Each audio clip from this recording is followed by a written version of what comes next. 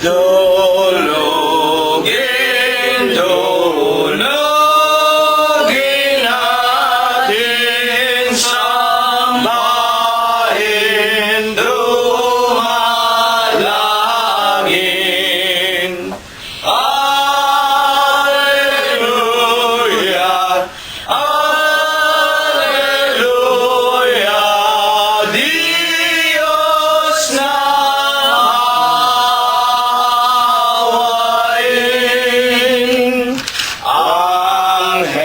Angeles sa pagpaasan,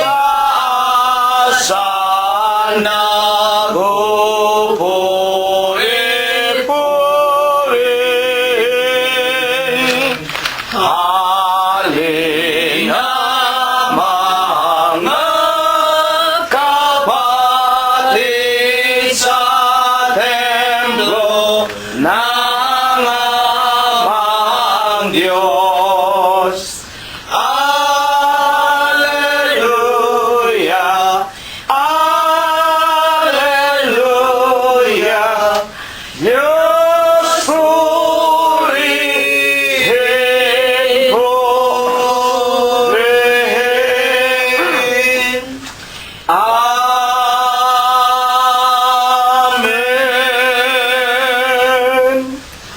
Purihin ninyo ang Panginoon. Purihin ninyo ang Panginoon mula sa mga langit. Purihin ninyo ang Diyos sa kanyang mga kaitaasan.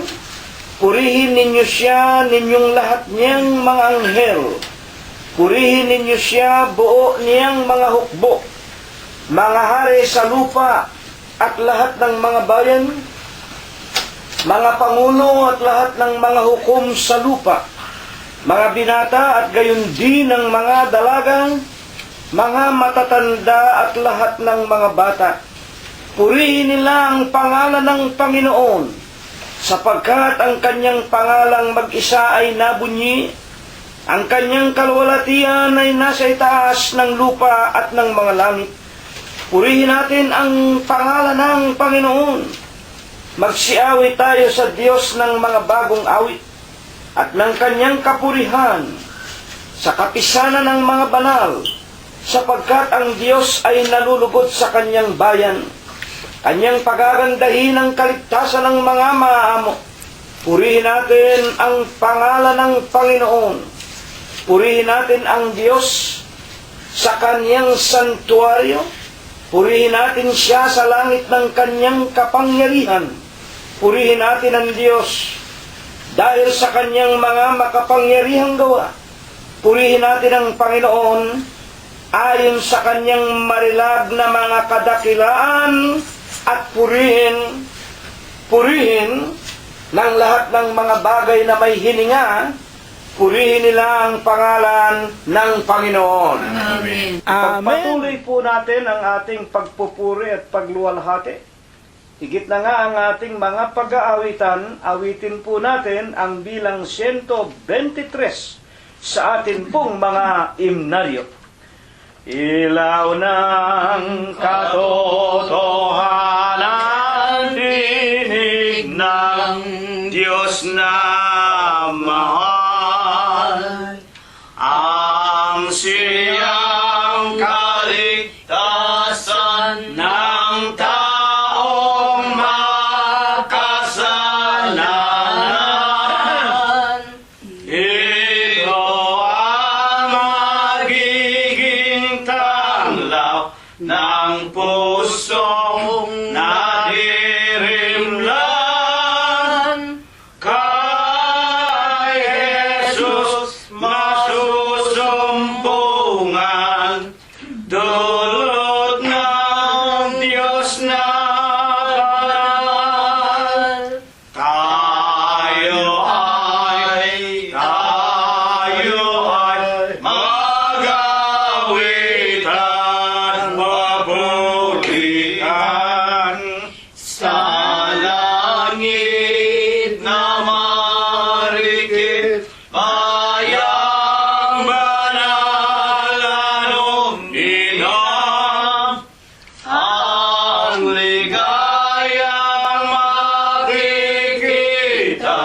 ng ating mga mata.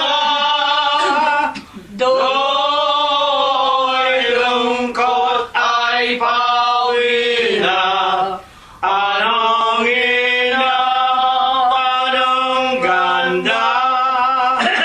Lahat ng mahihirap sa lupa'y mga hinama. Pinag-usigat nilibak dahil sa paghahayag ng balitang magliligtas man lang sala ng lahat. Do'y napawi ang hirap, ligayang walang kupas. Tayo ay magawitan,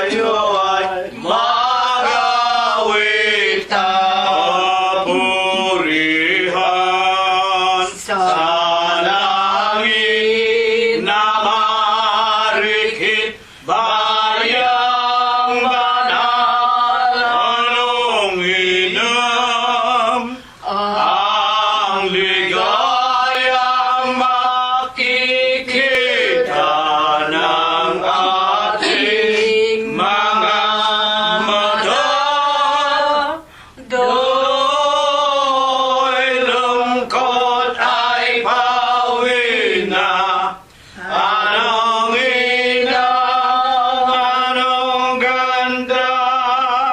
Kung marating na natin ang bayan ng mga anghel, ang celestial at kerubin ang makakapiling natin, ang korderong nagniningning, ang siyang mangalip.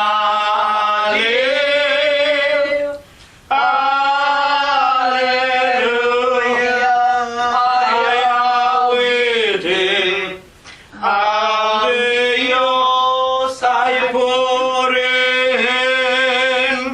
Tayo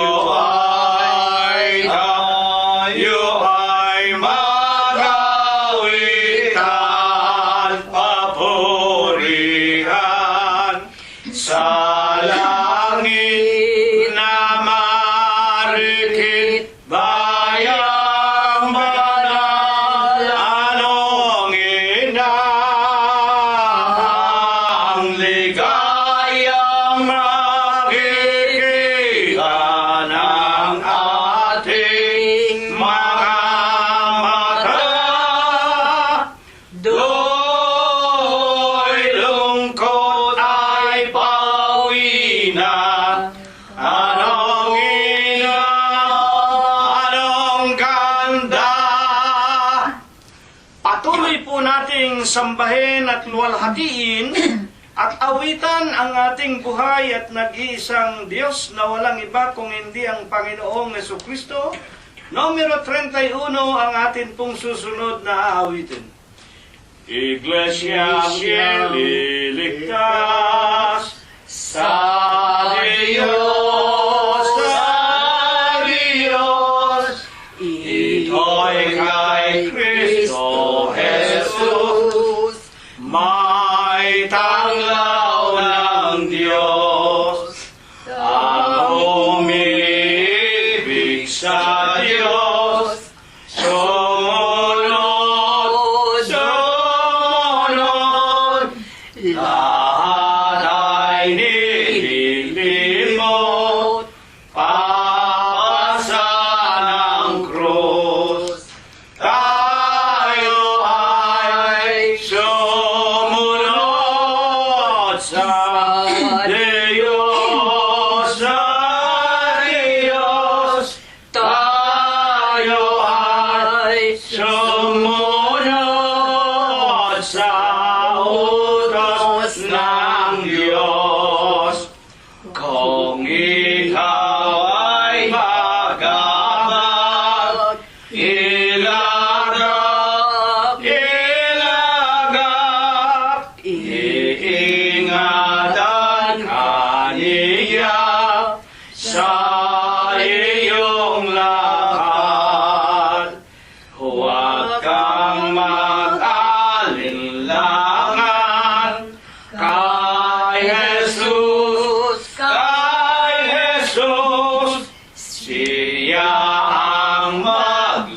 ligtas sa bayan ng Diyos. Tayo ay sumunod sa Diyos, sa Diyos. Tayo ay sumunod sa utos ng Diyos. Atin pong awitin ang bilang 59 bilang ating huling aawitin. Unang estropa at koro po lamang. At pagkatapos po, ititiklop natin ang ating mga tuhod. Tatayo tayo mga kapatid. Ako'y walang alinlangan kay Jesus na mahal, pagkatanging siya lamang may salitang buhay, aming siya lamang ang aking inaasahan.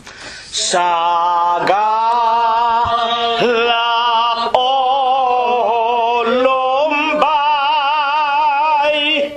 siya ang nubay.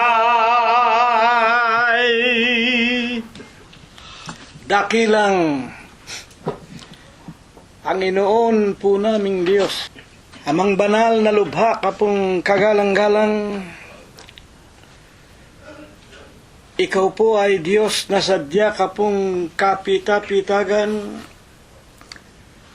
nag-iisa kapong Diyos na buhay. Ikaw po ang may-ari, ikaw po ang lumalang ng lahat ng mga bagay, ang Diyos na pinakamakapangyarihan ka po sa lahat.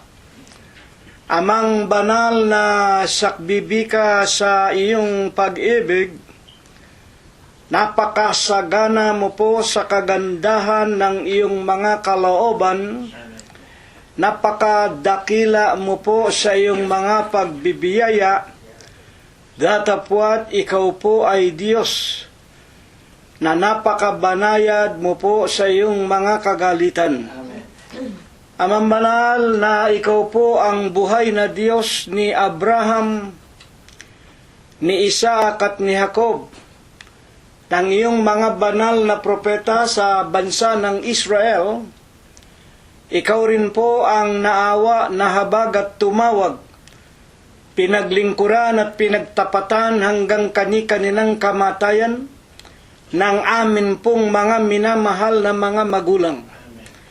Ama, pagkatapos po na kami ay mangagpailang lang sa iyong banal na kaitaasan, ng amin pong sama-samang tinig ng pag-aawitan, na nalalaman namin bagaman hindi marilag ang aming mga tinig sa iyong pakikinig, nagmula at nanggaling sa kaibuturan ng aming mga puso, tinatanggap mo po na katulad sa isang napakamasarap na samyo sa iyong banal na harapan. Panginoon, masusulyapan mo po kami una na nga po sa lahat, sa silong nitong iyong dampang tahanan sa Los Angeles, California, at sa bawat tahanan ng amin-aming mga minamahal sa buhay, mga kaibigan at mga kapatiran sa iyong banal na iglesia. Sa pangalan mo pong Kristo Jesus, itinitiklop namin ang aming mga tuhod, at kahit na po kami nag-iisa, dadalawa o tatatlo sa bilang, tanggapin mo, Ama, ang aming tao sa puso na aming mga pagpapasalamat. Maraming salamat po sa iyo Sa 7 mga araw, napaka mapayapa, nilipos mo po kami ng buhay, pinaghandaan mo ang aming mga dulang, binigyan mo kami ng magagandang pintuan ng mga kapalaran. Aman Diyos, pinalakas, pinagaling ang aming pangangatawan. At higit sa lahat, kinikilala naming napakalaking utang na loob na hanggang ngayon po pinagtitiisan mo pa kami, tinuturuan at inaaralan, pinalalakas, pinatitibay ang aming pananampalataya na minsan po lamang ibinigay mo sa aming mga hiram na buhay. Panginoon po naming Hesukristo, sinasamba ka po namin. Pinupuri ka namin.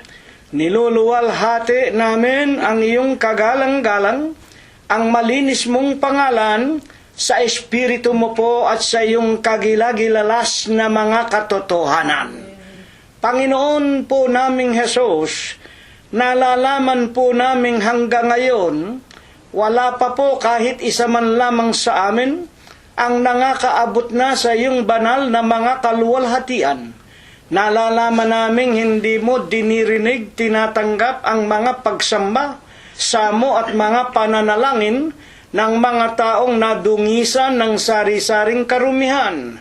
Panginoon, sa araw po ng linggong ito'y nakikiusap kami sa iyo. Huwag mo sanang gawing dahilan upang hindi mo turuan, pakainin at painumin muli ang aming mga nangauuhaw na kaluluwa ng iyong mga banal at dalisay na aral. Patawarin mo po kami, Panginoon, sa lahat po ng aming nagawang kasalanan. Hindi rin po namin nalilimutang patuloy na ipagpasalamat sa iyo. Hindi lamang kami na mga mag-aasawa sa iyong banal na katawan, ang iyong pinalalakas, pinagagaling, iniingatan, binibigyan ng buhay at kagalingan sa araw-araw. Ipinagpapasalamat po namin sa iyo. Katulad nga po naming 2 mag-asawa ni kapatid na Rosita, na maging ang aming mga anak, hindi mo po sila pinabayaan ni pinagkulangan man, at maging ang aming mga manugang, patuloy mo rin po silang pinagpapala, at idinadalangin at ipinagpapasalamat namin sa iyo, na maging ang aming mga apo sa aming mag-asawa, patuloy mong iniingatan at pinapatnubayan, maging ang aming mga kapatid sa laman, maging ang kanilang mga asawa, mga anak at sarili nilang mga tahanan. Amang banal, maraming salamat sa iyo.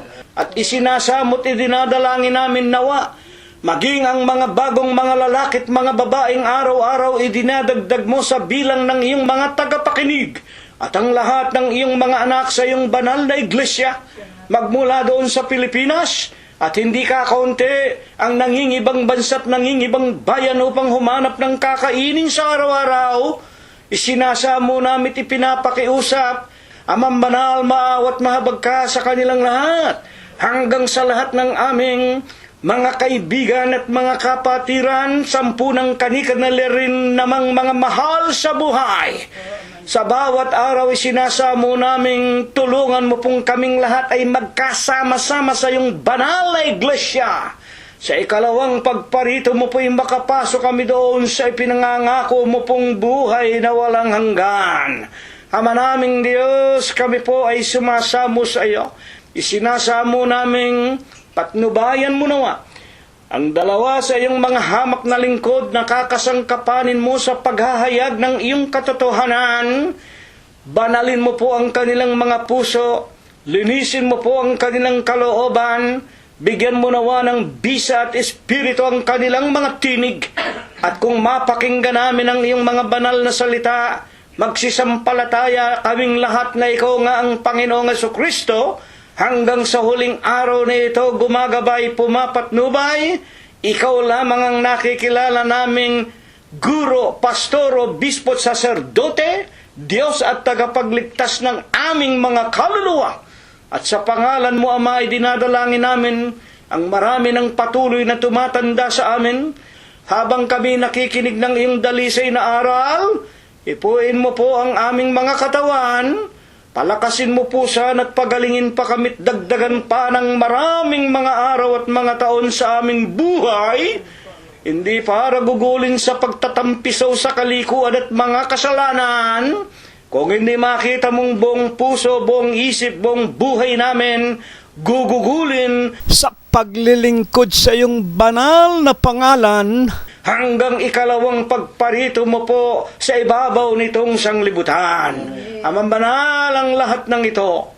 Idinadalangin namin, isinasamo, ipinapakiusap namin, ibasbas mo pong muli sa aming lahat, sa pangalan mo pong Kristo Jesus na aming nag-iisa at Diyos na tagapagligtas. Amen.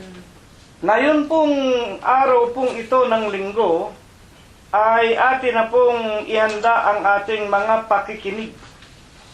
At ang lahat ng aming mga kaibigan ay amin pong pinaalalahanan na hawakan na rin po ninyo ang inyong mga Biblia sa inyong mga sambahayan.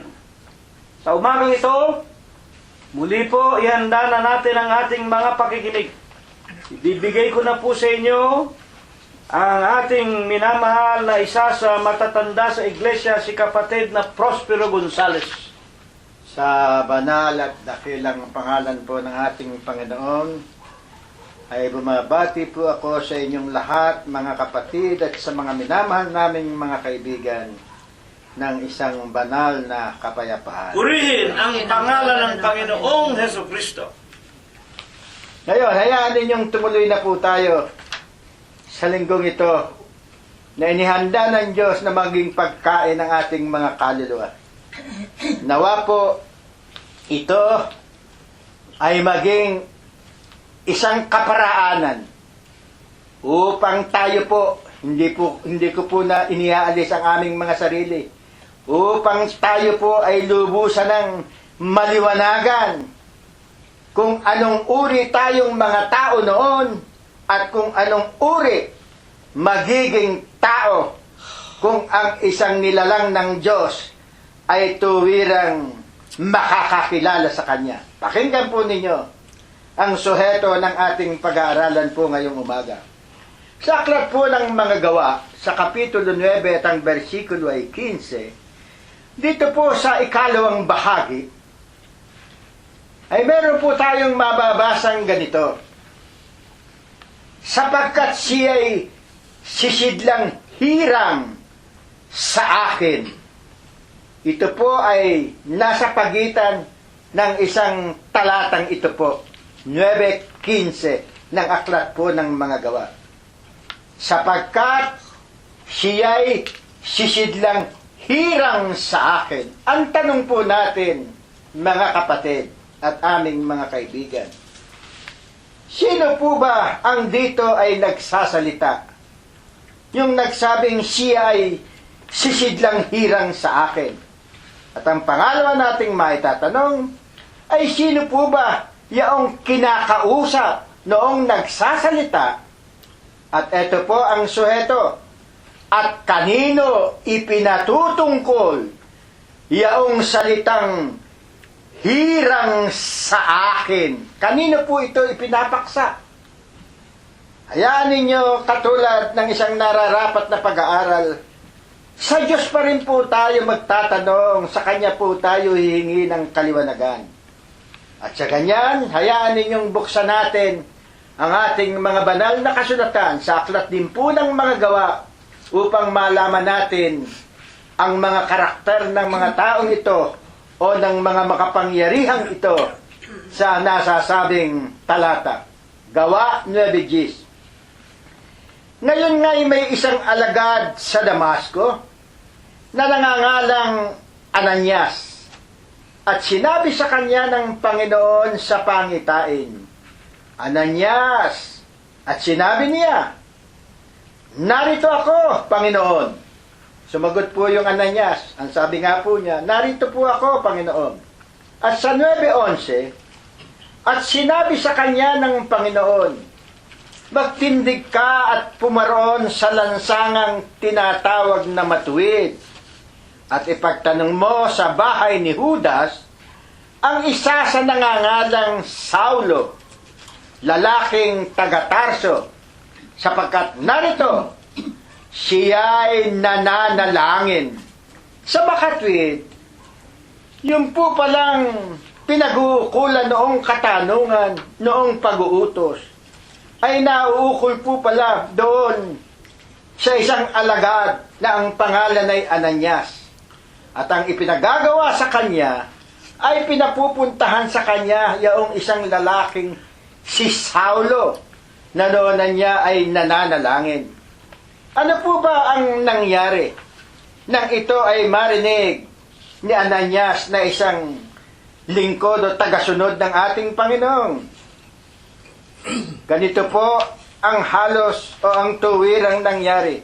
Sumansala po, ayaw ni Ananias sa inuutos ng nagsabi sa kanya.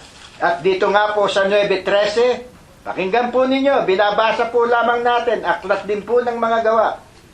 Ngunit sumagot si Ananias, Panginoon, nabalitaan ko sa marami ang tungkol sa taong ito, kung gaano karaming kasamaan ang ginawa niya sa iyong mga anak sa Jerusalem. Alam po ninyo, ito pong si Saulo, ito po ay nasa relihiyon ng mga Hudyo. Ito po ay numero 1 taga-usig ng lahat ng mga sumusunod, nakikinig, at mga alagad ng ating Panginoong Hesukristo.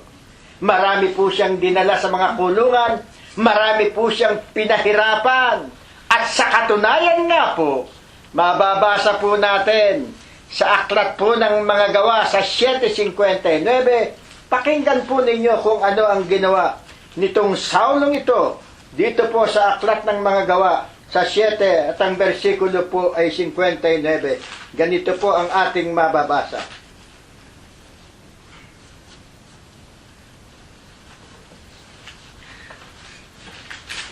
Siyensya po kahit malabo-labo na po ang aking mata. 7:59 po. Ganito po ang ating mababasa. At kanilang pinagbatuhan si Esteban na tumatawag sa Panginoon at nagsasabi, Panginoong Jesus, tanggapin mo ang aking espiritu.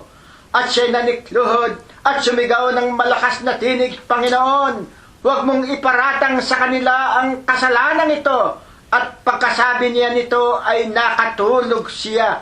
At sa Kapitulo 8:1, at si Saulo ay sumang-ayon sa kaniyang pagkamatay. Kaharapan si Saulo.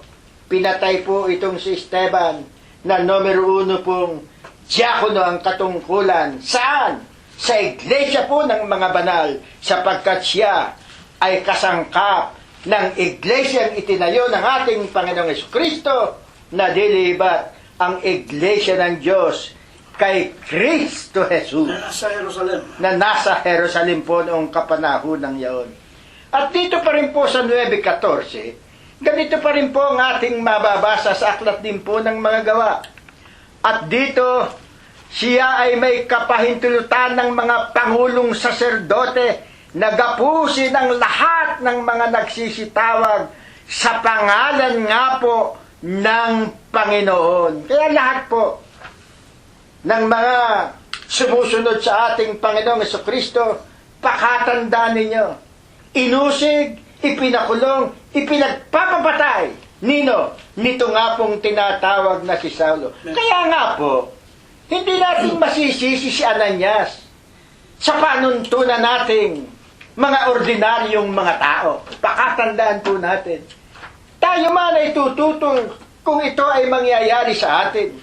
Sapagkat batid natin na napakalaking kahirapan, napakaraming kadustaan ang natatanggap ng mga kapatiran o ng samahan ng Iglesia ng Diyos kay Kristo Jesus noong kapanahon ng iyon. Dapat, sa kabila po ng pagtutol nitong si Ananias, ano po ba ang patuloy o ano pa po ang nangyari na sa mga sumusunod? Gawa 9:15. Pakinggan po natin. Tandaan po ninyo, kung inyong mapapansin, hindi po kami nag-iimbento. Hindi po kami nagbibigay sa inyo ng kuro-kuro. Babasahin po natin kung ano mismo ang naganap at kung ano po mismo ang saloobin ng Diyos. Dito po sa aklat ng 9:15. Ganito po ang ating mababasa. Dadapot sinabi sa kanya ng Panginoon. Ito po, nagsalita na po ang Panginoon. Dadapot sinabi sa kanya ng Panginoon, pumarong ka, sapagkat siya'y sisidlang hirang sa akin. Ito pa lang si Saulo. Sa kabila ng kanyang kasamaan, sa kabila ng kanyang mga ginawi sa mga kapatiran sa Iglesia ng Diyos kay Kristo Jesus noon, sa harapan at sa mata at panuntunan ng Diyos. Pakatanda po ninyo, ho? Yung tanong natin na yun, yung sabi natin na yun. Sa panuntunan, sa mata at sa harapan ng Diyos. Pakinggan ninyo ang sabi pa niya, sapagkat siya'y sisidlang hirang sa akin. Special pa siya. Hirang na hirang pa siya. Kakaiba siya. Itong taong nag-uusig sa kanyang banal na espiritual na katawan na dinibat ang iglesia, siya pala ay isang espesyal na tao pa sa ating Panginoon. Sa pagpapatuloy, ano pa po ang nasasaad? Upang dalhin ang aking pangalan sa harapan ng mga hintil at ng mga hari at ng mga anak ni Israel. Meron palang misyon na inilalaan ng Diyos sa kabila ng kasamaan nitong taong ito. Sa kabila pala ng napakaraming mga ginawa nito laban sa Iglesia ng Diyos kay Kristo Jesus. Ang ginawa pala o ang saloobin ng Diyos ay ano? Ang saloobin pa rin ng Diyos ay bigyan siya ng gawain upang siya na mismo ang kasangkapanin ng Diyos sa pagpapalaganap ng kanyang banal na mga salita. Kaya nga po dito pa sa 9:16, ganito pa rin po ang ating mababasa.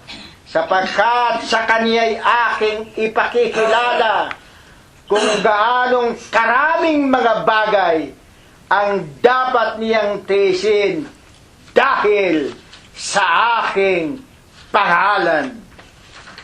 Sa pagbibigay ng katungkulan kay Saulo, ipadadama naman ng Diyos kung ano ang kanyang mararanasan bilang isang lingkod, bilang isang manggagawa. Dadapat naroroon ang layunin ng Diyos na tuwirang ipalaganap ang kanyang banal na iglesia. Ngayon, sa ganitong mga pangyayari, tayong mga tao, lalo na nung kapanahon yaon, natitiyak ko, maaaring nagtatanong, bakit gano'n ang kaisipan ng Diyos? Bakit kung sino yung lumaban, kung sino yung mga nagsipatay, kung sino yung nagpahirap sa napakaraming mga kapatiran sa iglesia noon, ay siya pang pinili ng Diyos at ginawang espesyal? Hindi po ba maitatanong natin iyan? Ano nga po ba ang tuwirang maaari nating malaman sa ating dakilang lumikha? O itanungin natin ang ating dakilang Diyos. Panginoon, bakit po ba ganoon? Ito rin po ang itinanong ng napakarami at tiyak na mga kapatiran sa Iglesia ng Diyos kay Kristo Jesus na noon po ay nasa Jerusalem. Pakinggan po ninyo kung bakit. Ang isa po sa mga dahilan ay nasa sa banal na kasulatan din po. Sapagkat ito po ay upang matupad ang sinasabi ng mga banal na kasulatan. Ano po yung sinasabi ng mga banal na kasulatan ng nauukol sa ating dakilang lumikha, sa ating nag-iisang Diyos na buhay? Dito po sa aklat ng Romanos, buksan po ninyo. Sa aklat po ng Roma, sa Kapitulo 11, at ang bersikulo ay 33. 11:33. Pakinggan po ninyo at sama-sama po nating limiin at tanggapin ang katotohanan ito. O kalaliman ng mga kayamanan, ng karunungan at ng kaalaman ng Diyos. O di matingkalang mga hatol niya at hindi malirip na kaniyang mga daan. Amen. Ano po ang ating nabasa? nisnisin po natin itong talatang ito. Ang wika po rito, o kalaliman, hindi po matatarok. Ang alin? Ng mga kayamanan. No one can understand, hindi matatarok. O kalaliman ng mga kayamanan ng karunungan ng Diyos, hindi mauunawa po yung karunungan ng Diyos. At ng kaalaman ng Diyos, o di matingkalang mga hatol niya, hindi masusukat. Wala pong sukat yung kanyang mga hatol. No one can question his judgment. At ano pa po? At hindi malirip na kaniyang mga daan. Hindi po maaaring maintindihan yung mga kaparaanan ng Diyos. Sa Kanya po yun. That is His privilege because He is God. Wala pong maaaring makapagpaliwanag, makapagturo, makapagsabi ng saloobin ng Diyos. Totoo ba ito? Kaya po ito pinagdidiinan po namin. Mga minamahal po naming mga kaibigan, lalo na po kayo. Ilan sa mga ngaral ninyo ang pagkabasa ng 1 o 2 sitas, magsasalita ng 1, 2 o 3 oras, puro kanyang kaisipan, puro kanyang kuro-kuro, puro pagpupuri, puro pagsansala, puro kung ano-anong mga salita na nanggagaling sa kanyang bibig at sa kanyang kaisipan. Hindi siya nagsasaliksik ng mga tunay na kalooban na ninanasa ng Diyos. Ito ang katunayan. Ang sabi ng banal na kasulatan, hindi maaaring mataro ang kanyang mga daan. Hindi maaaring maalaman ang kalaliman ng kanyang karunungan at hindi maaaring maabot ang alin, ang kanyang kahulugan ng kanyang mga hatol. Kapasyahan. Ang kanyang mga kapasyahan. His judgment can never be questioned and should not be questioned by any man except by Him. Through what? Through the searching of His Holy Scriptures, which is in the Holy Bible itself.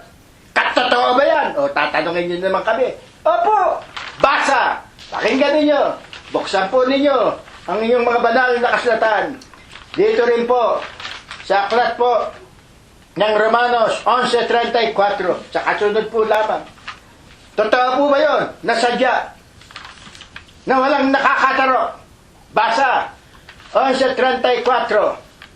Sapagkat sino ang nakakaalam ng pag-iisip ng Panginoon? Amen. O, baka naman sabihin ninyo hindi pala nalalaman. Bakit mo nalalaman? Kapro, wala pala yung taong nakakaya. Bakit mo nalalaman? Talagang tanong nga po yan. Lalo na po doon sa mga walang Diyos. Lalo na nga po doon sa mga pilosopo. Lalo na nga po doon sa naghahanap ng mga material na bagay. Ano po ang ating nabasa? 11:34, aklat din po ng Romanos.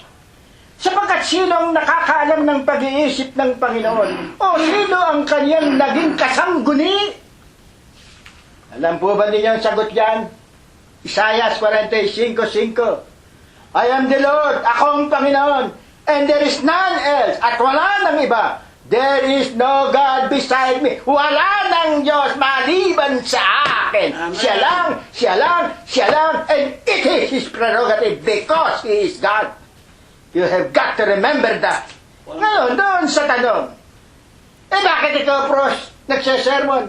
Bakit ikaw ay nangangaral? Bakit ikaw wala palang nalalaman kung ang suheto mo ay walang nakakalam sa pag-iisip at sa karunungan ng Diyos? Basa! Pakinggan ninyo, ito po ang aming panuntunan. Lagi namin, ito po ay naririnig niyo sa amin, dadapat sa inyo, hindi namin naririnig. Sa inyong mga mangangaral, wala kaming naririnig kung hindi magdasal kayo ng 150, magdasal kayo ng, yung papa ninyo. Tiyak, magagalit kayo Yung papa ninyo, bago umalis, ilinaan sa kanya yung maitim na krus na nakahiga ang isang rebulto. Nagdaan sa kanya. At pagkatapos pinadaan nga sa kanya, pagkatapos meron pang isang rebultong babae. Alam ba ninyo, sinabi ng inyong papa? Tiyak, magagalit kayo, but this is a very fact. And this is the height of hypocrisy. This is a diabolic way of preaching, disguising the true gospel. Bakit hindi kami sisigaw? Alam ba ninyo, sinabi ng inyong Papa, inihahandog niya ang bansang Pilipinas kay Birheng Maria. Ano ba kayo? Sino ba si Maria? Bulok na si Maria, nasa lupa pa. Sino ba ang tagapamagitan? Sino ba ang nararapat? Naihabili ng bansang Pilipinas sa Diyos. Sino? Unang Timoteo 1:5, isang tagapamagitan. Ang taong si Kristo Jesus na rin ng Diyos, nagkatawang tao lang. Tapos sasabihin nyo, ihabili kay Birheng Maria? Biglang lumitaw si Birheng Maria? Then you will accuse us of angering you, criticizing you, para magising naman kayo. Masakit ang katotohanan. Marami kaming kamag-anak na hanggang ngayon ay nariyan pa. Kami man, pinupulaan. But it is the will of God. But still we pray for them, for their salvation. Ngayon, yung balik nating tanong, Kapros, Mr. Gonzales, wala palang nakakaalam ng pag-iisip ng Diyos. Bakit? Ikaw ay nangangaral. Eto po, muli, babasahin ko sa inyo. Dito po sa sa aklat na sinulat ni Apostol Santiago, sa Kapitulo 1 at ang versikulo 5, babasahin ko po sa inyo ng dahan-dahan. Ngunit kung nagkukulang ng karunungan ang sino man sa inyo, ay humingi sa Diyos. Dumadalangin po kami. Humihingi po kami ng tulong ng awa ng kanyang patnubay, sapagkat alam namin at sinasampalatayanan namin kami po ay mayroong banal na Espiritu na kanyang ipinagkaloob sa amin, ibinalot sa aming mga puso, at ito po ang ating mga kaluluwa. Hindi ninyo alam yan. Yung kaluluwa po natin, binabalot ng banal na Espiritu kung kayo ay nasa Iglesia ng Diyos kay Kristo Jesus. Pero kung wala kayo sa Iglesia ng Diyos kay Kristo Jesus, wala po kayong banal na Espiritu. Tiyak po yan. Pag-uusapan natin yan kung gusto ninyo. Sa banal na kasulatan, lahat ng Iglesia, lahat ng tagasunod sa ating Panginoong Jesucristo, ang tinatawag ng mga apostol, kayo'y mga banal na. Banal, banal, banal. Ano ba yung banal? Santo. Ang mga kapatiran po, santo na. Kayo, isa-santo ninyo. Pag namatay, wala na. Ihahalal pa o pag-uusapan pa. O nasa na ngayon si Kalunsad? Nasa na ngayon si Ruiz? Sino ba yung mga taong yan? Yan ba'y nagdanas ng hirap? Yan ba'y nangaral? Yan ba'y tumanggap ng Espiritu sa ating dakilang Diyos? Luhodin niya sa mga santo. Ewan ko kung binasa ninyo yung Apokalipsis 24. Ang makakasama ng Diyos sa paraiso, yaong walang tatak sa kanilang noo at sa kanilang kanang kamay. Sino ang nagtatatak sa inyong noo at sa inyong kanang kamay? Hindi ba yung tatak ng Katolisismo? Ayaw ninyong makinig. Ibig, diretsahin pa kayo. Magalit na kayo kung magagalit. Dapat susunod muna kami sa Diyos bago sa inyo. And at that, we know we are following Christ. We are doing our job because this is the very job that God has given to us. And we will pursue this till death do us part. Ngayon, ano nga po baga ang isa na maituturing nating dahilan ng pagtawag kay Saulo bilang apostol sa mga kahintilan, doon sa mga hindi Israelita, mga hindi Hudyo? Sa aklat po ng mga gawa, Kapitulo 22:3, natatandaan ninyo? Ang sabi ng Diyos, gagawin ko siyang mangangaral sa mga hintil, sa kahintilan, upang mangaral maging sa mga hari, at maging sa mga naliligaw na ring mga Hudyo. Ano po ang sabi ni Apostol Pablo? 22:3 ng aklat ng mga gawa. Ako'y Hudyo, na ipinanganak sa Tarso ng Cilicia. Dapat pinapag-aral sa bayang ito sa paanan ni Gamaliel na tinuruan alinsunod sa mahigpit na kaparaanan ng kautusan ng ating mga magulang. Palibhasa ay masikap tungkol sa Diyos na gaya ninyong lahat ngayon. Ito pong si Apostol Pablo, ito po ang sa katotohanan ay lahi po ito ng mga Benhamita. Ito po ay mababasa natin sa Pilipos 3:5. Ngunit ibinilang na isang Hudyo sapagkat nang mga walay na nga po ang 10 angka ng Israel, ay ang Benjamin at ang Huda ang bumuo sa Huda na siya pong Israel hanggang sa mga araw pong ito. Kaya nga po si Pablo ay masikap sa kabanalan at pantas sa mga kautusan. Amen. Kaya nga po siya ang nahirang pa rin ng Diyos. At nobody can question the will of God. Yung kaparaanan ng Diyos. At palibhasa nga po, siya ay naging pantas at napaka masikap sa kabanalan. Kaya nga po kay Pablo, natupad ang sinasabi sa aklat ng Galacia, sapagkat siya ang nangaral at nagdala ng mga kautusan upang tayo ay mangalapit at maging bahagi ng katawan ni Kristo o ng Iglesia ng Diyos kay Kristo Jesus. Pakinggan ninyo ang nasa sa aklat ng Galacia 3:23. Ngunit bago dumating ang pananampalataya, ay nabibilanggo tayo sa ilalim ng kautusan. Dito po, pansinin ninyo, hanggang ngayon, marami hong napapailalim pa sa mga kautusan. 2 tapyas na Yung sa 2 tapyas na ba to? Yung kay Moses. Utos ng mga propeta. Utos po yun ng mga propeta rin. Ano po ang sabi? Ngunit bago dumating ang pananampalataya, ay nabibilanggo tayo sa ilalim ng kautusan, na nakukulong tayo hanggang sa ang pananampalataya ay ipahayag pagkatapos. Kaya nga po doon sa 2 tapyas na bato at sa mga kautusan ng mga propeta, pagkatapos po noon ang dumating ng ating Panginoong Hesukristo, dapat po ang lahat ng mga yaon ay naparam na at ang dapat nating sundan ay ang ating Panginoong Hesukristo. Tuloy ang basa, 3:24. Ano pat ang kautusan ay siyang naging tagapagturo natin. Amen. Upang ihatid tayo kay Kristo, naging kaparaanan po yung 10 kautusan. Because, yung 10 kautusan po yun, defective.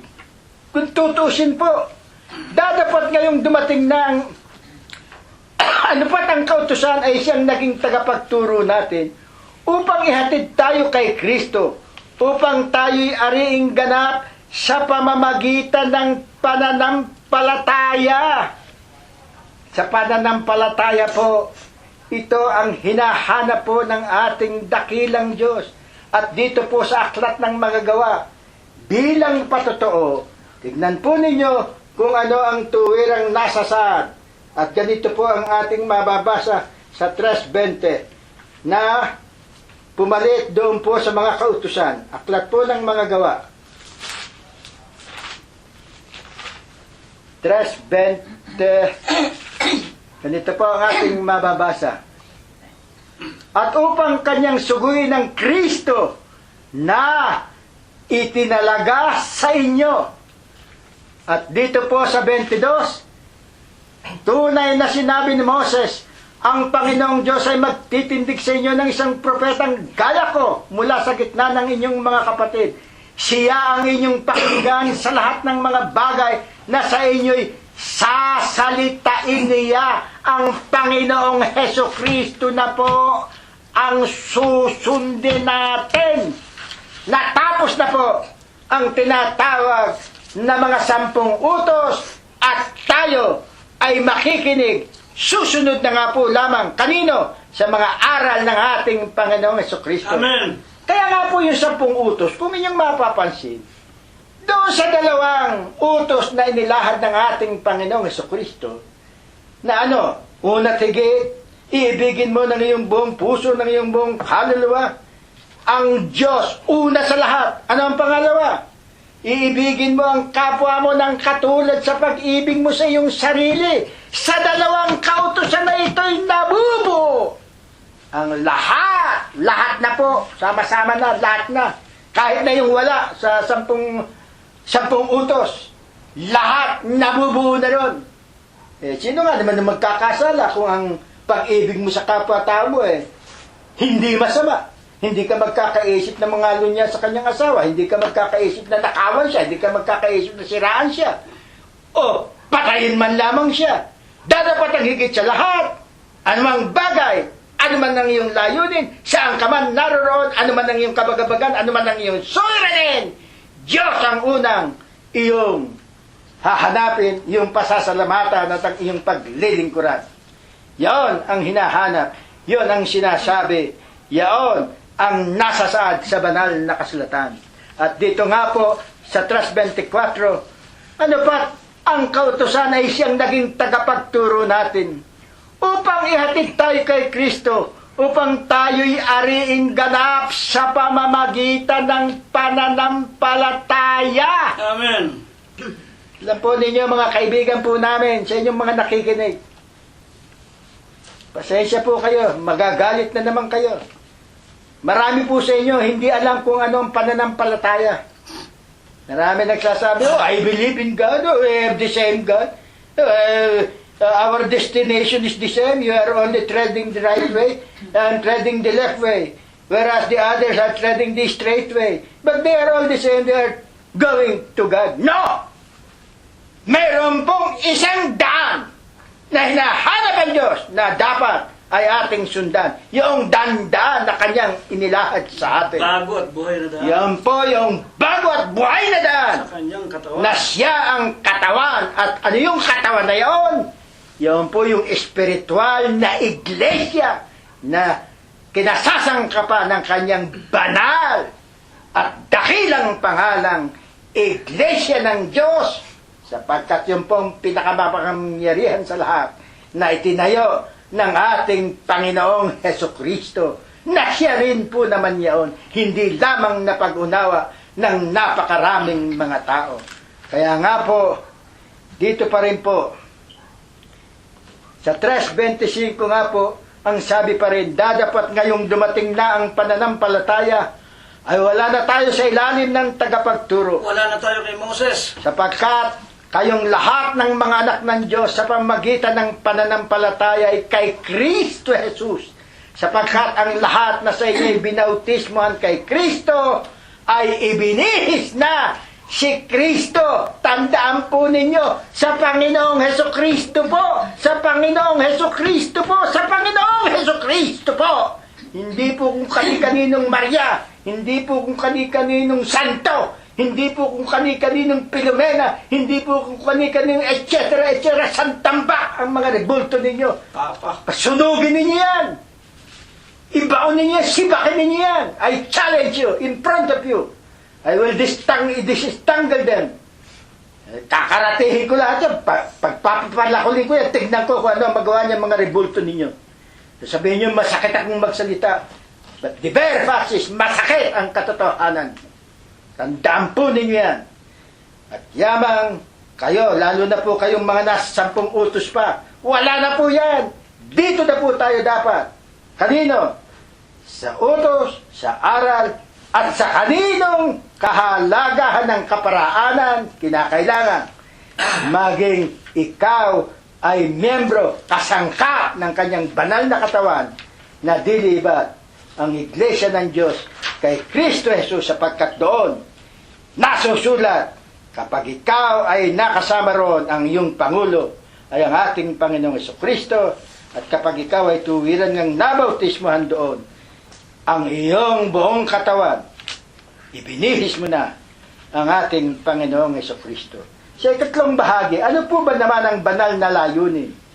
At itinuturo sa atin ng Diyos ang pagkahirang niya kay Saulo na manguusig sa iglesia at ginawa pa niyang apostol sa kahintilan. Ano pa po ang mga banal na layunin?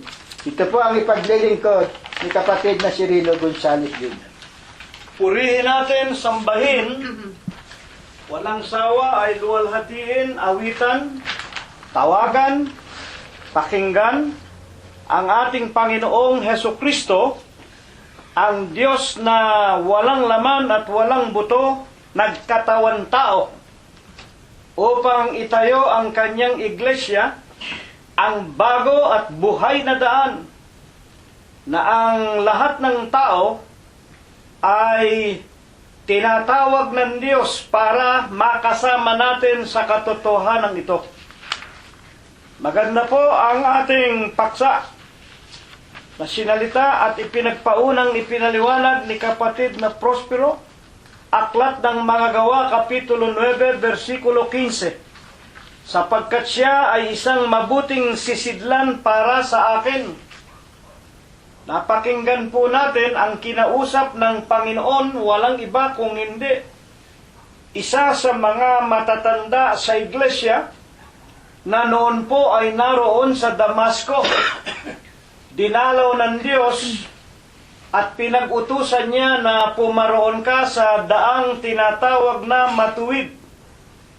Hanapin mo ang isang lalaki na nananalangin. At ang pinatutungkulan po, walang iba kung hindi si Saulo, na kanyang pansamantalang binulag. Alam natin ang kasaysayan, si Pablo mayroong mandamiento de arresto. Siya ay mayroong kapahintulutan, ibilanggo, hulihin, sa bawat bahay-bahay na pinapasok niya, kasama ang mga kawal, para ibilanggo. Ang iba ay patayin, utos, mga kapatid at kapahintulutan ng mga saserdote. Nang noon, yaon ang kinikilala nila na relihiyon ng mga Hudyo. Si Pablo po ay isang pariseo. At sa kanyang pagiging pariseo, ang pariseo ito ay mga pananampalataya ng mga Israelita na mayroong pagkabuhay na maguli sa mga patay. Nang panahong yaon, mga kapatid, bagaman iisa ang bansa ng Israel, nagkabahabahagi sila ng pananampalataya. Meron ding mga Hudyo at mga Israelita na tinatawag naman ng mga Saduseo, na walang pagkabuhay na maguli sa mga patay at nagsasabing ang pagkabuhay ay nakalipas na at walang anghel, walang espiritu. Kaya yung mga Saduseo, pag namatay, parang mga hayop, parang mga manok. Pag namatay ay wala na sila.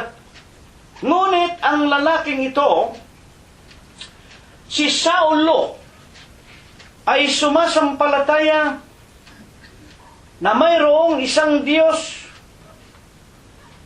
na kailangang sundin ang bawat titik.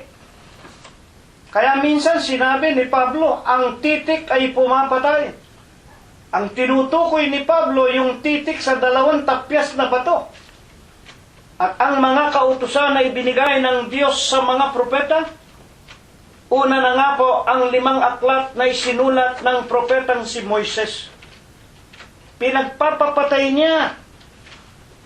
At sa katotohanan, binasa sa atin, Aklat ng Mga Gawa 59 at 8, ni kapatid na Prospero ang huling talata, o sa 7:59 ng Aklat ng Mga Gawa, nagkaroon ng malaking pag-uusig laban sa iglesia na nasa Jerusalem. At sa kanyang Kapitulo 8 at versikulo 1, sumang-ayon sa pagkamatay ni Esteban. Si Esteban po ang unang-unang martir. Si Esteban po, unang-unang nagbigay ng kanyang buhay sa tinatawag na pamumusong ng mga lumalaban sa iglesia ng Diyos. At nung panahong yon, itong mga pariseong ito, itong mga sabadista ngayon, ito ang mga iglesia ng tao na hindi kumikilala na si Kristo ay Diyos. iisa ang Diyos, ako nga, yung Yehova, si Yahweh. Wala namang pagtatalo dun eh. Maski nga po tayo sa Iglesia ng Diyos, yung Yahweh, yung ako nga, kinikilala namin, siya rin ang Panginoong Jesucristo. Kaya nga nagpakita ang Panginoon Diyos sa daang Damasco habang kaladkad niya ang mga Iglesia ng Diyos dadalhin sa bilangguan. Nagpakita ng isang napakaliwanag at maningning na tanawin sa harapan ni Apostol Pablo o ni Saulo. Hindi pa siya apostol noon. Binulag siya, nabulag siya. Kaya nga dumating sa atin ang paksang ito na sinabi kay Ananias, puntahan mo at turuan mo, pangaralan mo, ituro mo kung ano ang kanyang gagawin sapagkat siya isang mabuting sisidlan. Alam natin kung alin yung mabuting sisidlan. Sa ating mga tahanan, meron tayong pinipili na lalagyan ng ating halaman. Mabuting sisidlan yan. Diyan ko ilalagay ang aking rosas. Sa ating mga kusina, merong mabubuting sisidlan. Yung mga palayok, mabuting lutuan. Yun po ang naging panukala ng Panginoong Hesus. Ang lalaking ito na pumatay ng kanyang mga alagad, nagpabilanggo, ginawa pong isang mabuting sisidlan. Talaga namang hindi natin maintindihan kung bakit nga nagkagayon, mga kapatid. Sa dinami-dami ng mga alagad noon, sa dinami-dami ng nabilanggo, sa dinami-dami ng mga unang mga iglesia ng Diyos na nasa Jerusalem, isipin mong isang kriminal pa ang ginawa niya na isang mabuting sisidlan. Pero wala tayong magagawa. Sino ika ang nakakaalam ng tinatawag na kahatulan, kapasyahan ng Diyos? Wala pong tao na nakakaalam ng pag-iisip ng Diyos. Pero ayon kay Apostol Santiago, kung tayo'y nagkukulang ng karunungan, humingi tayo sa Diyos at bibigyan tayo, 1:5 ng Santiago, bibigyan tayo ng kaalaman kung bakit nga sa dami ng mga matuwid na tao sa Iglesia ng Diyos ng panahon ni Pablo, si Pablo pa na kriminal ang ginawang isang mabuting sisidlan. At ito nga pong Pablong ito, siyang nagdala sa atin, tayo ng mga hintil, sapagkat si Pablo isinugo sa kahintilan sa bansa labas ng Israel. At makinig tayo, mga kaibigan, sa katotohanan po, kami, ang pamilya namin, hindi kami naging iglesia ng Diyos kung hindi namin nabasa, hindi namin napakinggan ang mga aklat ni Apostol Pablo na nababasa namin, napapakinggan, itinuturo sa amin mula sa mga banal na kasulatan sa Bagong Tipan. Tulad po ng aklat sa Roma, Iglesia ng Diyos na nasa Roma, sa Thessalonica, sa Galacia, sa Cappadocia, mga kapatid, sa Corinto. Yan po ay mga sulat ni Apostol Pablo. Bakit po? Siya nga po ang isinugo para ipakilala ang ating tinatawag na Panginoong Jesucristo, at sa maniwala kayo sa hindi, ang tinatawag na kautusan na dala ni Pablo, ito ang nagturo sa amin, nakilala namin sa pamamagitan ng matandang tipan, 18 ng Deuteronomio, at 15, magtatayo ang Diyos ng isang katulad ni Moses, at pagdating noon sa kanya na sila makikinig. Binasa ni kapatid na Prospero, upang sa inyo'y isugo ang Kristo. Nang dumating ang Kristo, sa Kanya na tayong mga hintil, nakinig. Kaya tayo naging mga Kristiyano. Naintindihan ba ninyo, mga kapatid?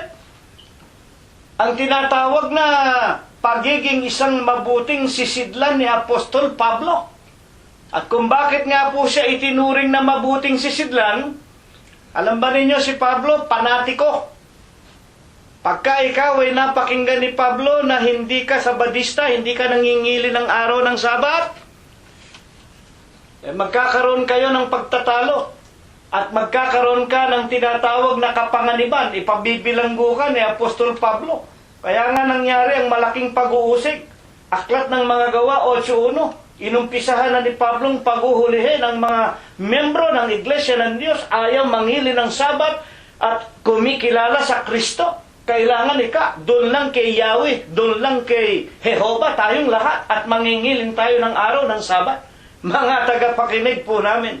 Kaya nga, bilang isang panatiko, para kay Apostol Pablo, wala nang pinakawika nga katotohanan maliban sa iglesia na itinayo ng Diyos sa ilang doon sa pamamagitan ni Moses. Yun ang minana niya sa kanyang mga magulang. Yun ang iglesia sa ilang.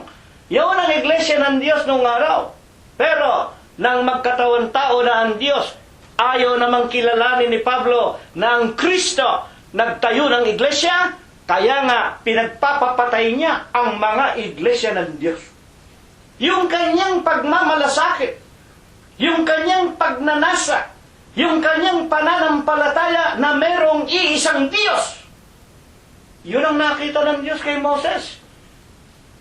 Kaya nga, nasasabi natin, lalo na ang inyong lingkod, marahil, inisip ng Diyos, hindi naman sa pinakikialaman natin ng Diyos, inisip ng Diyos, napaka-panatiko ng taong ito. Kung ito tatawagin ko, kung ito ay isusugo ko sa kahintilan, kung ito'y gagawin kong apostol, maraming matatawag ng mga tao ito. At yun nga po ang nangyari, yung kapanatikuhan niya, naging isang tinatawag na mabuting daan para siya gawing isang sisidlan ng Diyos. Ngayon, paano kapatid na Cirilo, kami naman mga panatiko rin kami.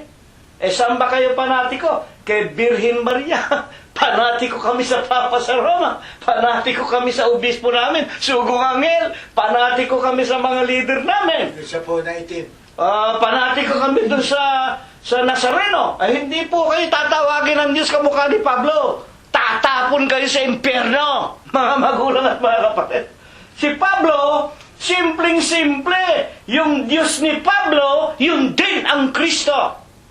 Pero kayo, ang Diyos ninyo, mga papa sa Roma, mga tao. Kung ano-anong pinaggagawa ninyo ng mga larawan, mga milagro. Isipin ninyo ngayon, ano na naman ang mga aral ng mga demonyo na ipinakita ng TFC channel. Merong namatay sa isang pamilya, mag-ina daw, hindi raw nabubulok yung katawan. Aba, ang ginawa po ng asawa ginawang santo. Yung katawan ipinakakain, ipinaiinom, inihahalo sa tiyan, gumagaling daw yung mga may sakit. At yung mga may sakit naman na gumaling, nag-abulo yan at pinaganda yung kanyang libingan. Naging pilgrimage. Hindi ko malaman kung sa Bisaya ito. Hindi ko gaanong napagtuunan ng pansin. Mga kapatid, ngayon, meron pare sa Pilipinas. Nangangaral naman. Meron daw nasagasaan, bata. Patay na. Pinainom daw ng langis ng pare na buhay. Nako, kumalat ang balita. Ang dami na naman. Naloloko yung pare na yan. Mga kapatid at mga magulang. Ayun ay katakot-takot na wika nga, mga utos at mga aral ng mga demonyo. Wala po sa Biblia yan. Dito sa atin sa loob ng iglesia, ang bawat napapakinggan ninyo ay pawang nangasulat at ito'y naaayon sa sinasabi ng Diyos sa Propeta Isaias 34:16. Saliksikin ninyo ang banal na kasulatan, hindi magkukulang, hindi mangangailangan ng kasama, iniutos ng aking bibig, pinisan ng kanyang espiritu, at masusumpungan ninyo ang tinatawag na kapahingahan ng inyong mga kaluluwa. Sa 5:39 ng San Juan ng wika ng Panginoong Jesucristo, inyong basahin ang mga banal na kasulatan. Inaasahan ninyong meron kayong buhay na walang hanggan sa mga banal na kasulatan at ito ang magpapatotoo sa inyo tungkol sa akin. Yan ang natutuhan namin nang ituro sa amin ni Apostol Pablo. Mga kapatid, ang tinatawag na 2 tapyas na bato at ang kautusan ng mga propeta at ang 5 unang aklat na isinulat ni Moses, nagpakilala, may darating na Kristo. Ito ang ebanghelyo. Ito ang mabuting balita. Kaya nga nagkatawan tao ang salita yung ebanghelyo. Yung salita, yung mabuting balita. Na ito ang ating pinagsasama-samahan sa ngayon. Bilang mga huling katanungan nga po, ano nga po baga ang banal na layunin at itinuturo ito sa atin ng Diyos na sa dami ng mga banal nung una pinili ng Panginoong Jesucristo ang isang mamamatay, manguusig ng iglesia para gawin niyang apostol. Efeso 2:11. Kaya nga alalahanin ninyo na kayo nung una, ito'y patungkol na sa atin sa huling araw. Tayo na mga hintil sa laman, tinatawag na di pagtutuli, niyong tinatawag na pagtutuli sa laman, na ginawa ng mga kamay. Mga kapatid, tuloy natin, 2:12, na kayo ng panahong yun, tayo ang tinutukoy, mga hiwalay kay Kristo. Liliwanagin ko po, na kayo nung unang mga panahon na yon, mga hiwalay kay Kristo. Ang ipinakikilala tayo, ako, kayo sa huling araw, katulad tayo ng mga wika nga ibang relihiyon na hiwalay kay Kristo. Katulad tayo, mga kapatid, noong mga taong nasa kadiliman. Paano tayo nakatulad nila? Noong araw po, huwag kayong magagalit sa amin, noong araw po, mga Katoliko kami. Ang mga lelong-lelang namin, lolo-lola namin, mga magulang namin noong araw, wala naman tayong magagawa. Noong araw talagang lahat ng Pilipino nasako po ng Espanya at tayo sa pamamagitan ng kanyo, ng tabak, ng mga tinatawag na puwersa, pinayakap tayo sa relihiyon na hindi natin naiintindihan. Yung ating mga raha, yung ating mga humabon, yung ating mga hari, mga reyna nung araw sa Pilipinas, pinayakap sa Bibliang Latin na wala namang nakakaintindi at hanggang ngayon, naglalatin pa yung mga pari na yan. Kaya maraming mga membro nila, puro walang tinatanggap na kaliwanagan. Oo na lang ng oo. Mga kapatid at mga magulang, yan ay mga kapanatikuhan. Nung araw tayo, maging kaming mag-aanak, mga Katoliko, nang dumating ang mga Amerikano sa Pilipinas, dinala ang Biblia, isinalin sa Tagalog, sa Iligaynon, sa Bisaya, naintindihan ng aming mga magulang.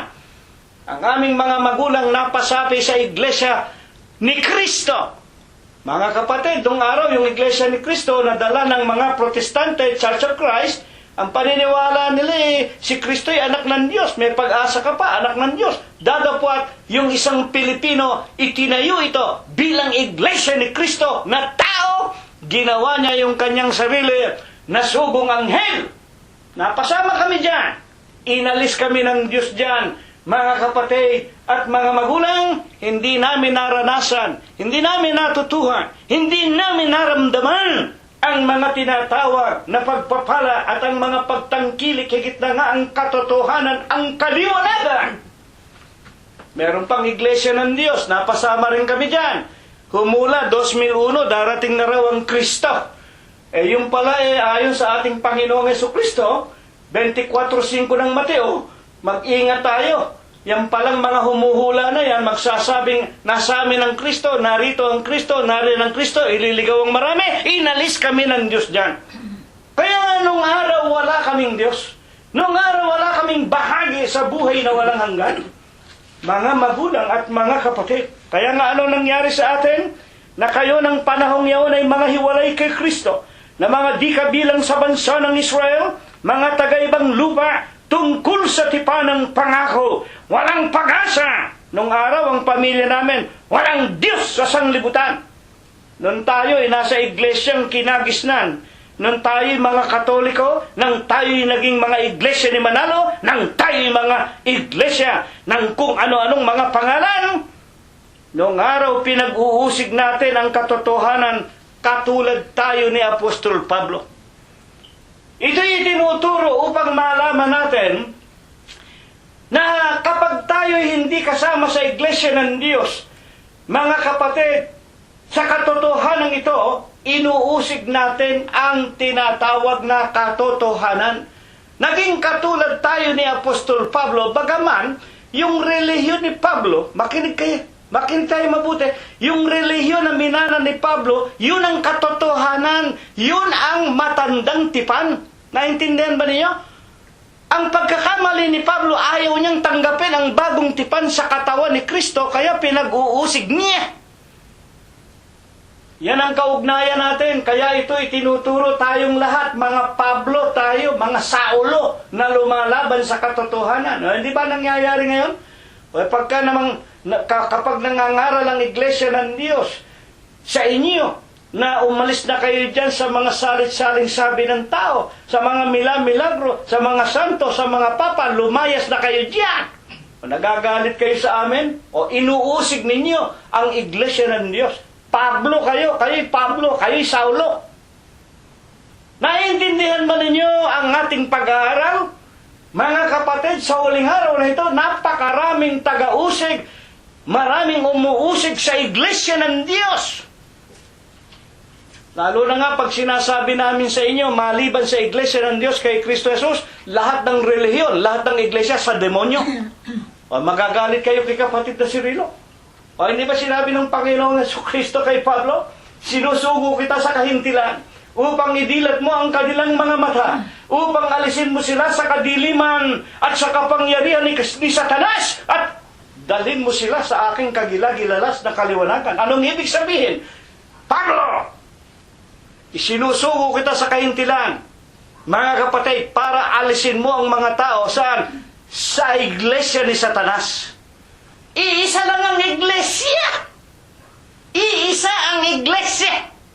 Kayo naman mga protestante, kayong mga nakikinig, kapatid na Cirilo, namumusong ka. Hindi ba naman tayong taong, lahat ng tao ay nilalang ng Diyos? Opo. Ba, maaari bang patayin ng Diyos sa impyerno lahat ng tao? Hindi gagawin ng Ama na Diyos yan. Siyempre, iisa naman ng Diyos. Kahit na ikaw mabuting daan, kahit na ikaw masamang daan, kahit na ikaw dating daan, kahit na anong daanan mo.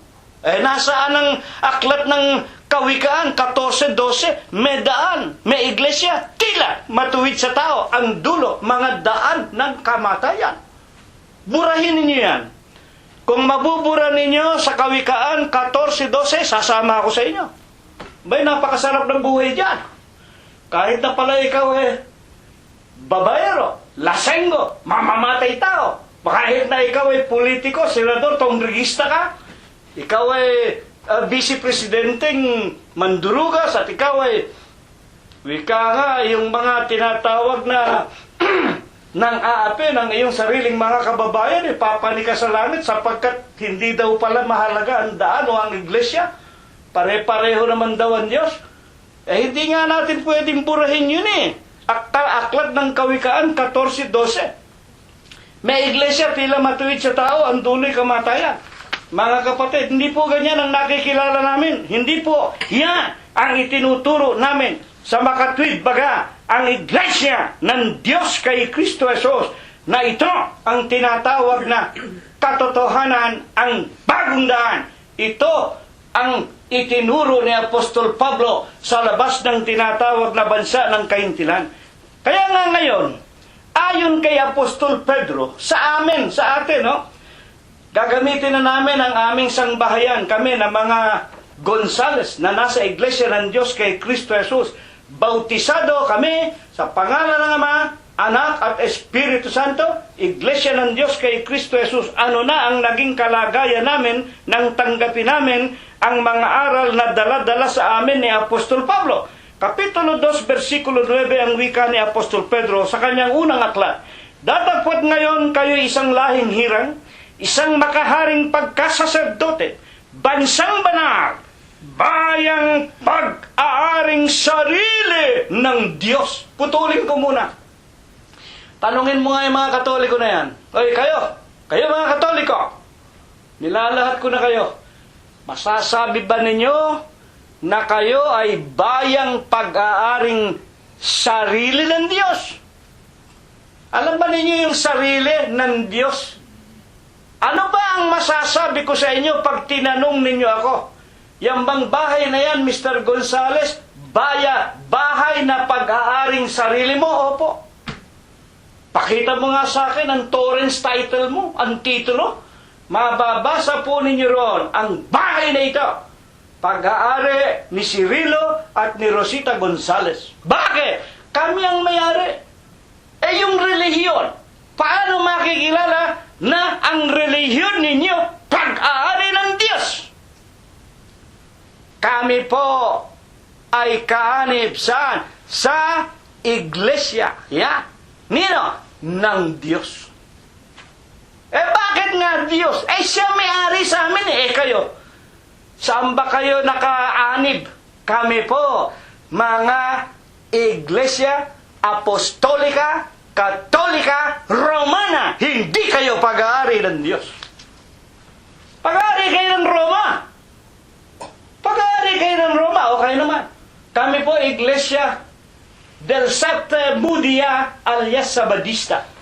Hindi kayo pag-aari ng Diyos. Sino may-ari sa inyo? Mga tao nangingilin ng araw ng Sabado. Hindi kayo nag-iisip Yung mga miyembro ninyo, matatalino, mga pantas, kung ano-ano. Simpleng-simple. Mga kapatid at mga magulang, hindi nyo maintindihan. Kaya nga sa amin, kami pag-aaring sarili, bansang pag-aaring sarili ng Diyos, iglesia ng Diyos. Mga kapatid, ngayon, ang dami ng Diyos. Ang dami ng Diyos. Kapatid na Cirilo, sino ba ang Diyos na may-ari sa inyo? Kay Kristo Jesus. Kaya nga nagkatawan tao Kaya nga lumabas ang Kristo Jesus, ipinanganak sa isang dalaga. Mga kapatid, para makilala ninyo yung Kristo, yun ang Diyos, yun ang may-ari, yun ang nagkatawan tao, para itayo ang iglesia, siya ang may-ari ng iglesia ng Diyos. Kay Kristo Jesus. Bakit? Ako at ang Ama ay iisa. Ang hirap sa mga tao, ayaw nilang kilalanin. Tigas ng ulo ng mga tao, mga kaibigan. Kaya kami nagpapakahirap ng ganito, hindi para sa amin. Ito'y para sa inyo. Makinig kayo ang kaluluwa ninyo. Nakakalungkot Alam po ba ninyo kung bakit hindi raw sumasama sa amin ang marami? Kapatid na Cirilo, ang daming bawal sa inyo. Bawal ang pagkain ng dinuguan. Bawal ang tinatawag na mambabae. Bawal ang maglasing. Sobrang paglalasing. Bawal ang kung ano-ano. Ano po ang gagawin ko? Yan ang may-ari sa atin. Yung Diyos ang gusto niya tayo. Tayo'y magpakabanal. Katulad niya. Sa loob ng iglesia. Inalis na nga tayo dyan sa iglesyang mga relihiyon na walang kabuluhan. Pakitang tao, kapaing babawan. Salapian. Ikapuri ito, ikapuri yan. Anibersaryo dito, anibersaryo dyan. Envelope dito, envelope dyan. Kutakot-takot. Mga kapatid, hindi ba nyo naintindihan? Kinukwartahan kayo ng mga relihiyon na yan? Hindi na kayo natuto. Mga tagapakinig po namin. At katulad din nga po ni Pablo, tayo sa iglesia, kinakailangang maging isang mabuting sisidlan din naman ng ebanghelyo at upang ipangaral ito sa lahat tulad ng sinasabi sa Efeso, upang ngayon sa pamamagitan ng iglesia ay maipangaral, maipahayag ang kagilagilalas na karunungan, ang kagilagilalas na kapangyarihan ng Diyos sa buong sanglibutan. Kaya nga sa Hebreo 13:16, to do good and to communicate. Forget not, for to those offerings the Lord is pleased unto you. Ang paggawa ng mabuti. Ano ang mabuti?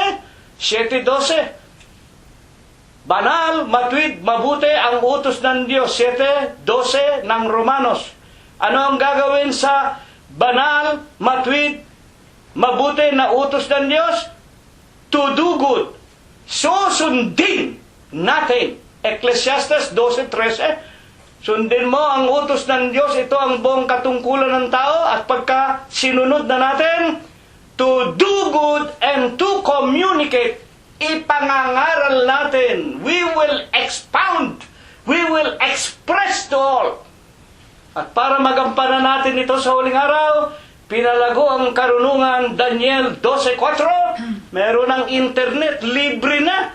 Wala nang dahilan para hindi ipangaral ng bawat isang membro ng Iglesia ng Diyos kay Kristo Jesus ang tinatawag na kahalagahan ng ating paksa sa umagang ito, mga kapatid. Siya isang mabuting sisidlan sa atin kung paano si Pablo na inuusig ang iglesia, tinawag, ginawang mabuting sisidlan, ipinangaral ang ebanghelyo sa labas ng bansa ng Israel. Sa huling araw na ito, ang iglesia ng Diyos kay Kristo Jesus, ang katawan ni Kristo, ito ang bago, ang buhay na daan sa pamamagitan ng iglesia at sa tulong ng internet na ipahahayag sa lahat ang katotohanan ito. Tayong lahat, katulad ni Pablo nung araw, inusig natin ang katotohanan nang tawagin tayo, ginawa ako, kayo, mabuting sisidlan. Kinakailangan naman gamitin natin ang pagiging mabuting sisidlan natin ng mga utos at aral ng Diyos sa pamamahayag ng mga katotohanan ito. Mga kapatid at mga magulang, kaya nga sa Kapitulo 2, versikulo 10 ang wika pa man din, na nang nakaraang panahon hindi tayo bayan, dadapot ngayon bayan ng Diyos, na hindi nagkamit ng awa. Sa unang Pedro pa man din, dadapot ngayon nagsipag kami tayo ng awa. Sa ikalawang Timoteo 2:21, kung ang sino man nga ay malinis sa alinman sa mga ito, kung ang sino man nga ay malinis, kapag tayo'y tinawag na, kamukha ng napakinggan natin kay kapatid na Prospero, ang kaanib sa iglesia ng Diyos kay Kristo Jesus, mga banal na, binabanal tayo. Binabanal tayo. Tuwing araw ng Huwebes, tuwing araw ng Linggo, ang wika ng Panginoong Jesucristo, kayo'y malilinis na sa mga salita na sa inyo'y aking sinasalita. San Juan Kapitulo 15, versikulo 3. Kaya kailangan makikinig. Mga kapatid, tayo mga banal na, tayo mga santo na. Hindi ka mukha sa simbahang kinagisnan. Kung sino lang ang santo nila, yung mga papa sa Roma, yung mga pare, yung mga matagal ng patay, sila Birhen Maria, sila Pedro. Sa kanila, matagal lang mga patay, sinasamba nila, tinatawag nilang mga santo. Pero sa katotohanan, kahit buhay pa tayo, kung tayo nakikinig ng salita ng Diyos, ng mga aral na napapakinggan natin Huwebes at Linggo, binabanal tayo. Tayo ang katawan ni Kristo. Mga kapatid, kaya nga anong habilin sa atin? Kung ang sino man ngay malinis alinman sa mga ito, sa Galatia 5:19-21, alin ang mga malilinis sa mga bagay na ito? Basahin ninyo, kayo naman ang magbasa. Galatia 5:19-21, ang lahat ng gawa ng laman, ang pakikiapid, ang pangangano niya, ang paglalasing, ang pagsamba sa mga larawan at mga Diyos-Dusan, ang lahat ng mga bagay na yan. Kailangan alisin natin, linisin natin ang ating kaluluwa. Kung ang sino man ay malinis na sa mga bagay na ito, mga santo na tayo. At sa pamamagitan nga ng mga salita ng Diyos, ano ang katunayan? Unang Pedro 1:15, ngunit yamang banal ang sa inyo'y tumawag, mangagpakabanal naman kayo sa lahat ng paraan ng pamumuhay.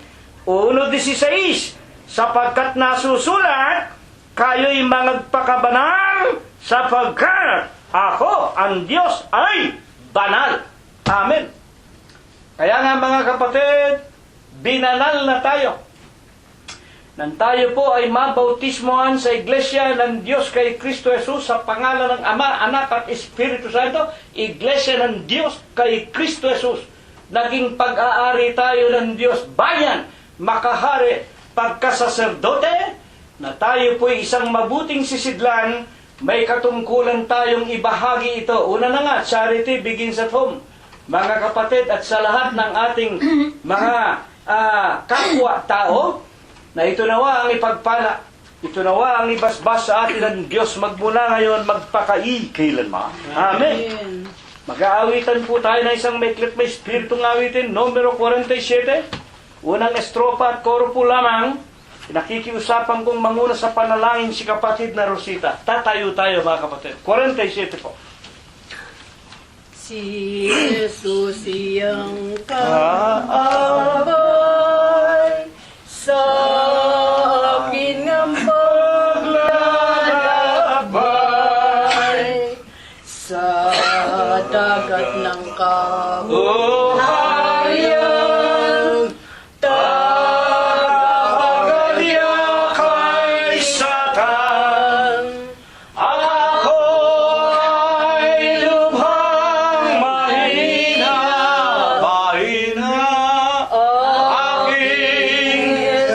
Jesus na dakila, dakila ang banal kong minanasa, kupkupin ang iyong awa. Panginoon po naming Diyos, Diyos na dakila't makapangyarihan sa lahat. Amen. Sa umaga pong ito, Ama, kami po'y sama-samang muling naninikluhod sa ipong banal na paanan. Siya nga po. Upang misang pa nga po amay aming maipaabot ang aming pong lubos-lubos, tao sa pusong mga pagpapasalamat. Amen. Sa lahat nga po, Panginoon, ng iyong pagpapalat pamamatnubay, na hanggang sa umaga nga pong ito, Ama naming Diyos, dama ng iyong mga lingkod, minsan pa amay hindi mo po kami pinabayaan. Amen. Panginoon po naming Diyos, puspos ka nga po ng kahabagan sa bawat isa sa Siya nga amin. po, Ama. Sinasamba ka po namin, Panginoon, niluluwalhati namin ang iyong pong banal na pangalan sa Espiritu mo po at sa iyong mga katotohanan. Amen. Panginoon po naming Diyos, nagpapasalamat po kami, Ama, sa mga aral na aming napakinggan sa umagang ito ng aming pagkakatipon. Siya nga po. Natatalos mo po, Panginoon, ang mga aral mo pong ito'y natatanim na mainam sa aming mga puso't kaisipan. Apo. Ito rin po sana, Panginoon, ang madama at mabuksan ng mga puso't kaisipan ng iyong mga nilalang. Talos mo po, Ama naming Diyos, natalastas mo po ang nagaganap sa buong kalupaan. Lalo't higit na nga po, Panginoon, sa bansang aming pinanggalingan. Sa dalawang pagkakataon, Panginoon, nakita mo po ang iyong napakaraming mga nilalang. Sumasamba, pumupuri. Dadapot, talos mo, Ama, na yun po ang hindi mo po kautusan o kasang-ayon ng iyong kalooban. Amen.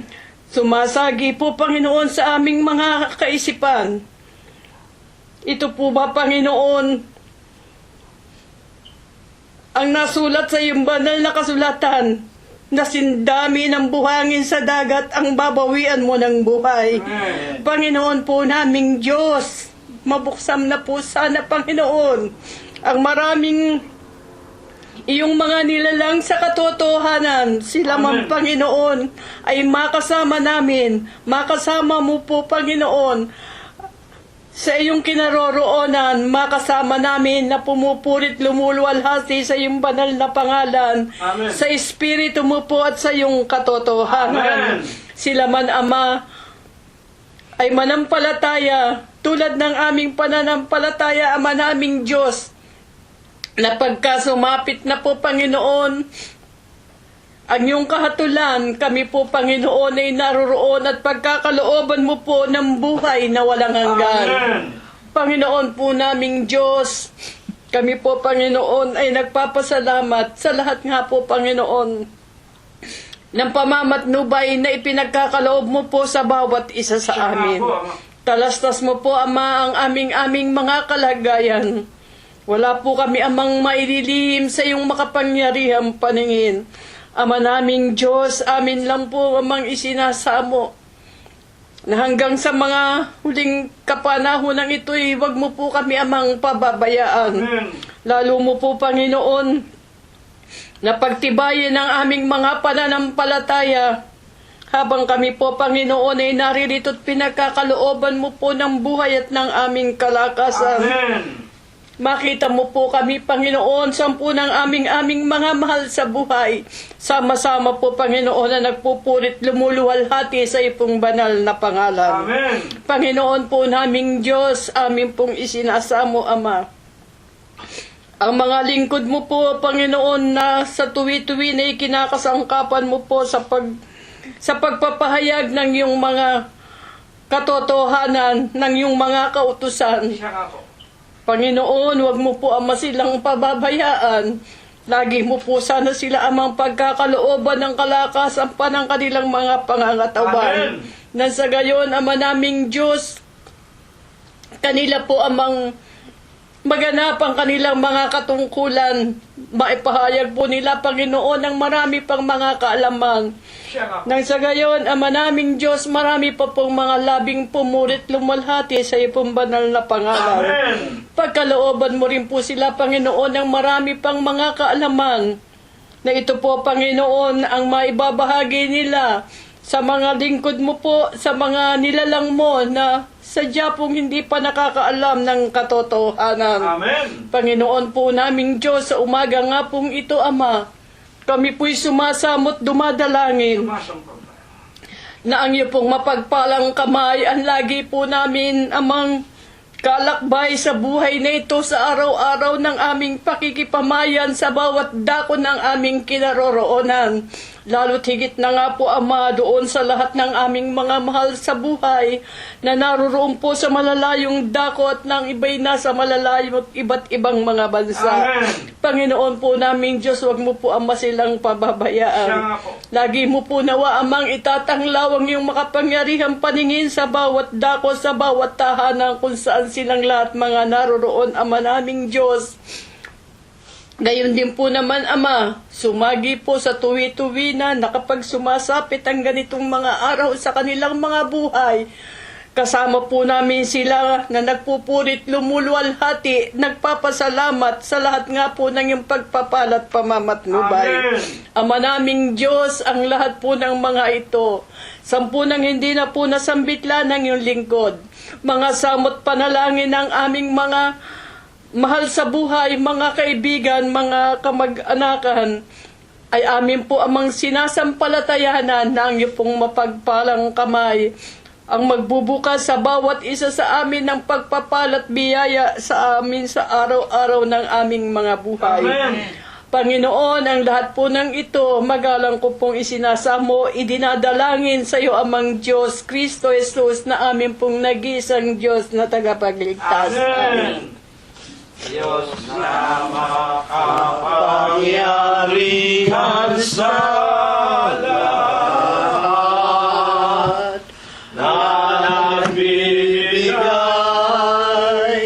buhay at lakas sa banal na gawain siyang tumawag.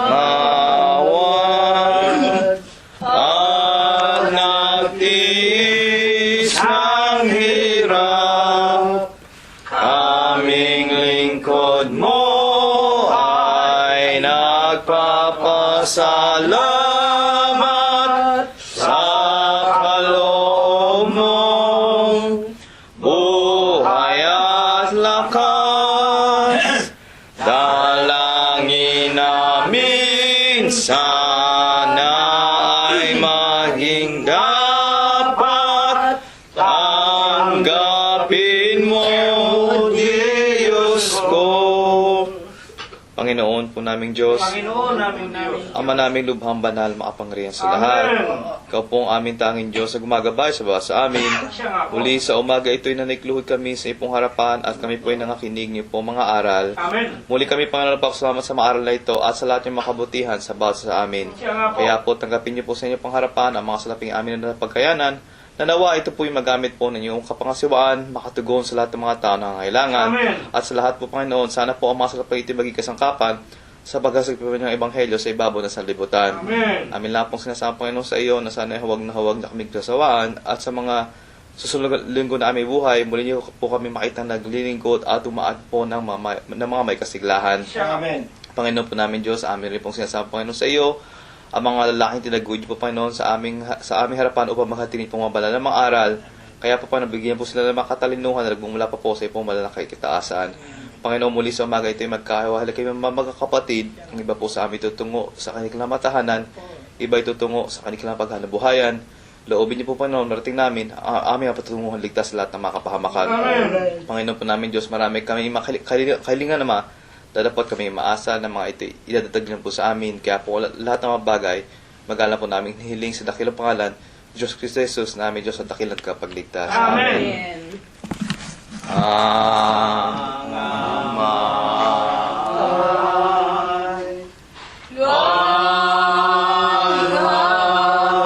ay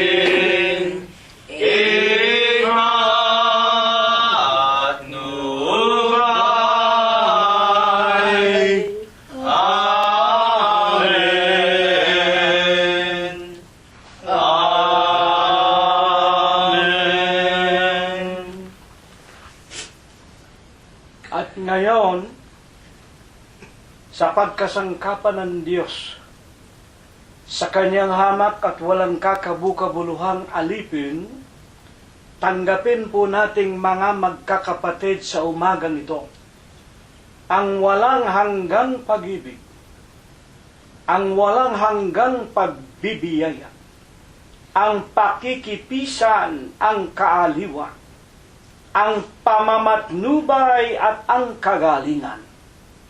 Gayon din ang hindi maulatang banal na biyaya, basbas at bendisyon, pagliligtas at pagpapagaling ng kanyang banal na espiritu, tunawang muli niyang ipagkaloob sa ating mga magkakapatid sa umagang ito hanggang sa gagawin nating paglalatbay papauwi sa ating mga tahanan, sa lahat ng ating mga mahal sa buhay, sa loob at labas ng ating mga dampang tahanan, sa paghanap natin ng kakainin sa araw-araw, sa ating mga kaibigan, at sa buong kalaganapan ng Iglesia ng Diyos kay Kristo Jesus, magmula ngayon, magpakai kailanman. Kapayapaan ang sumaatin, mga kapatid. Purihin ang pangalan ng Panginoong Jesucristo. Kay Jesus kahawak sa aking kahinaan, si Jesus ang pag-asa at timbulan. Wala na ibang alam, dapat tayo pasaligan. Diyos Kristo, Jesus, tunay na tunay. Ako'y hawak kay Jesus at tukso'y lalaban. Ako'y hawak kay Jesus hanggang kamatayan. Ako'y hawak kay Jesus, hindi hihiwalay ang kamay ni Jesus aalala.